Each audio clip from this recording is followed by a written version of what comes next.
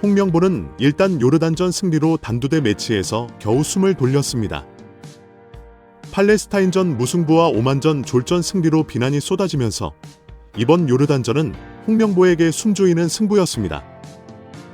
축구 팬들의 여론이 여전히 당장 물러나라고 요구하고 있고, 최근 문체부도 감독 선임은 확실히 불공정했다며 다시 공정한 절차를 밟을 것을 권고했기 때문입니다.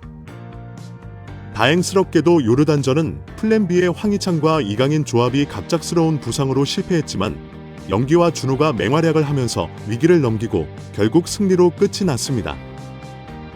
놀랍게도 홍명보는 다시 기고만장의 건방진, 독선적인 태도를 여지없이 보여주었습니다. 입국공항에서 취재진을 만나서 장황한 자화자찬을 쏟아냈습니다.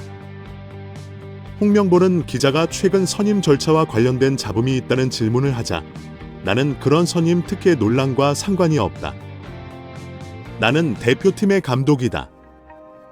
감독으로서 해야 할 일만 할 것이다 라고 대답했습니다. 축구 팬들과 문체부의 지적과 비판을 전혀 신경 쓰지 않겠다는 입장을 다시 강조한 것입니다.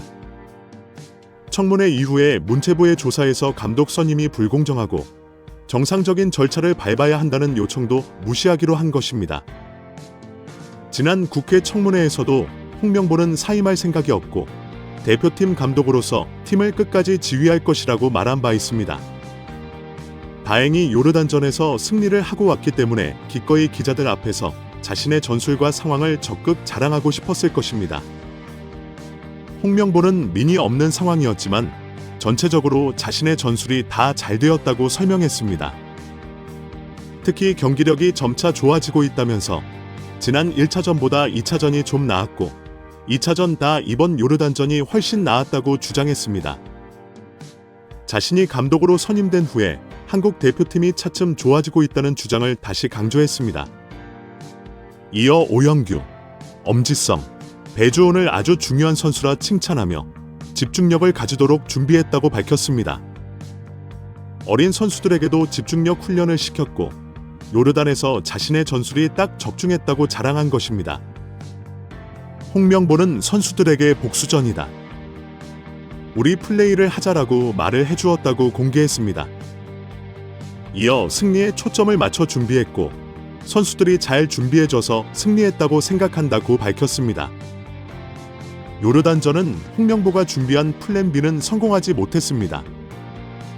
도리어 부상자 속출로 전력 손실이 불가피했던 위기 상황에서 젊은 피를 확인하는 계기가 만들어졌습니다. 황희찬의 부상으로 엄지성과 배준호가 교체 출전하면서 젊은 피인 엄지성과 배준호가 맹활약해 주었기 때문입니다. 엄지성 대신 투입된 배주호는 후반 22분 영기와 함께 추가골을 도우며 눈도장을 받았고 주민규 대신 후반에 투입된 2001년생 영기 또한 골을 터뜨리며 승리를 거둘 수 있었습니다. 전술적인 부분에서는 많은 비판이 있었습니다. 요르단전 전반 초반 빌드업 과정에서 상대에게 공을 빼앗기거나 전방으로 적극적으로 나가지 못해 여러 차례 위험한 상황을 초래했습니다. 특히 수비 뒷공간을 내주며 역습을 허용하는 등 불안한 경기력은 시급히 보완해야 한다는 지적을 받았습니다. 결국 전반전에는 점유율 80%를 유지하면서도 요르단의 날카로운 카운터에 노출되어 위기를 자초하기도 했습니다. 플랜 B로 준비했던 황희찬의 해결사 전술은 전반 20분 왼쪽 발목이 강하게 비틀리면서 엄지성의 조기 투입이 갑작스럽게 이루어지면서 가동되었습니다. 후반전에는 엄지성까지 다쳤지만 이 타이밍에 배준호와 영기를 동시에 투입한 전술이 결과적으로 추가 득점을 만들었습니다. 결과적으로는 요르단 원정 경기에서 승리를 했기 때문에 홍명보는 이제 기고만장 그 자체입니다. 홍명보와 정몽규는 그동안 큰 소리 쳐왔던 것처럼 대표팀이 승리하면 사퇴 주장은 쏙 들어간다는 기대가 작전대로 되었다고 보고 있기 때문입니다. 일부 스포츠 매체에서는 이래도 손흥민, 해외 축구 용병술 1타 강사 홍명보가 카운터 펀치를 날렸다는 오그라드는 헤드라인의 기사까지 올라왔습니다. 요르단전 승리로 손흥민이 없어도 홍명보의 용병술이 적중했다는 주장입니다. 이 기사에는 홍명보의 빠른 판단과 결단, 백발백중 용병술을 극찬했습니다. 황희찬의 갑작스러운 부상으로 엄지성이 투입되었는데 엄지성이 아져 쓰러진 상황은 홍명보가 전혀 예상하지 못한 시나리오라고 지적했습니다. 그때에 홍명보가 배주호를 투입하는 마법과 같은 용병수를 꺼내면서 승리를 만들었다고 극찬했습니다. 이 기사의 결론은 홍 감독은 오만전에서 손흥민 의존 축구라는 비판에 내 전술이 맞아떨어졌다는 반박을 했습니다. 결국 요르단 원정에서 홍 감독의 용병술이 족집게처럼 맞아떨어졌다고 마무리했습니다. 이 기사에서 하고 싶은 말은 홍명보는 용병술의 천재이고 족집게 도사라는 주장으로 보입니다.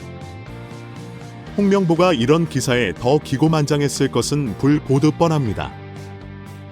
여기에 이강인과 오영규 등 선수들까지 나서서 홍명보에게 힘을 실어주었습니다. 이강인은 코칭 스태프가 준비를 잘해주었다며 공로를 홍명보에게 돌렸습니다. 이어 감독님이 심플하게 공간이 나는 선수에게 연결하라고 주문했다. 그래서 좋은 결과가 나왔다고 말하면서 홍명보의 놀라운 해안에 박수를 보냈습니다. 이런 낯간지러운 발언은 오영규도 마찬가지입니다. 요르단전에서 매치 데뷔골을 터뜨린 오영규는 홍명보 감독님을 존경한다고 밝혔습니다. 오영규는 후반전에 주민규를 대신해 교체 출전하여 강력한 오른발 슈팅으로 골망을 갈랐습니다. 짜릿한 데뷔골 후 오영규는 후반전에 빨리 투입될 줄 몰랐다. 홍명보 감독님께서 기회를 주셔서 골을 넣을 수 있었다며 앞으로도 홍명보 감독에게 최선을 다하겠다고 감사 인사까지 했습니다. 오영규는 이어 대표팀 분위기가 상당히 좋다고 발언했습니다. 홍명보 감독의 지휘하에 선수들이 모두 하나가 되었고 그 팀 분위기가 경기 결과로 이어졌다고 말했습니다. 오영규는 자신을 발탁하고 데뷔골 기회를 준 홍명보에게 고맙다는 인사를 인터뷰를 통해 줄줄이 쏟아낸 것입니다. 하지만 홍명보는 반드시 감독에서 내려와야 합니다. 과정이 옳지 않기 때문입니다. 홍명보는 교육상 절대 따라하지 말아야 하는 황당하고 충격적인 배신과 독선, 몰상식한 모습을 많이 보여왔습니다. 홍명보는 한국 축구계에서 보기 드문 사고를 줄줄이 친 선수이기도 합니다. 모두 다 모아보면 충격적이라고 누구나 인정할 정도입니다. 1994년 한국 대표팀을 이끌었던 비쇼베츠 감독의 교체 출전 지시를 거부하며 노골적인 항명을 일으킨 홍명보 사건이 있습니다. 당시 중계를 하던 조중현이 선수가 저러면 안 된다고 지적한 상황은 아주 유명합니다. 최근 한국일보는 피노키오로 전락한 영원한 리베로 홍명보, 두 번째 독배를 들다라는 제목으로 홍명보의 과거를 소개했습니다. 홍명보의 축구 인생을 소개하며 기자는 그를 포항의 배신자라고 지적했습니다.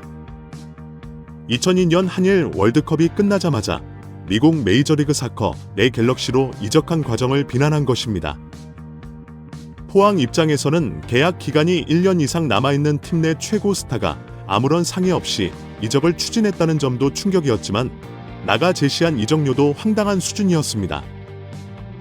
포항이 말도 안 된다며 반발하면서 협상이 돌파구를 찾지 못했는데 홍명보는 당시 태업을 했다는 의심까지 받았습니다. 시사저널도 홍명보는 위기에 빠진 한국 축구의 대안이 될 수 있을까라는 특집 기사를 실었습니다. 시사저널은 2014년 브라질 월드컵 실패는 의리 축구에 휘청거렸고 홍명보의 사생활이 알려지며 땅명보라 조롱까지 받았다는 문장으로 기사를 시작했습니다. 매체는 유로파 선수들은 현재 소속팀에서 느끼는 것과 유사한 수준의 축구 전술을 원한다면서 홍명보는 그럴 능력이 아예 없다고 지적했습니다. 이런 인성과 태도를 가진 홍명보는 10년이 지나서 다시 A팀 감독으로 대표팀을 맡았습니다. 축구 팬들은 이라크전에서 승리를 하더라도 홍명보가 물러나야 한다고 외치고 있습니다. 여론조사에서 이미 80%가 그만두고 정몽규와 함께 사퇴하라는 지적입니다.